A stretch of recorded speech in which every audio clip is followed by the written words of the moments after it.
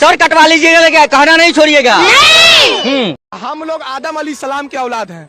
हम 1000 बार बोलेंगे I love Muhammad, I love Adam अली सलाम, आई लव ईसा अली सलाम, आई लव इब्राहिम अली सलाम, आई लव मूसा अली सलाम। जितने नबी हैं सारे का नाम लेंगे और आई लव मोहम्मद भी बोलेंगे। आप फांसी लगा दो, कुछ भी कर दो, मुंह में टेप भी साट कि ठोकर मारता हूं ऐसी सियासत को कि मेरे आका के ऊपर जब बात आएगी तो चलो निकलो सड़कों के ऊपर। और कैसा काफिला निकला आपने देखे है हिंदुस्तान की तारीख के अंदर। मुझसे कहा गया ना निकलो, मैंने कहा हिम्मत है तो रोक के बता। मैंने सिर्फ आवाज लगाया कि ऐसी सियासत, ऐसी राजनीति, ऐसे डर को हम ठोकर मारते हैं।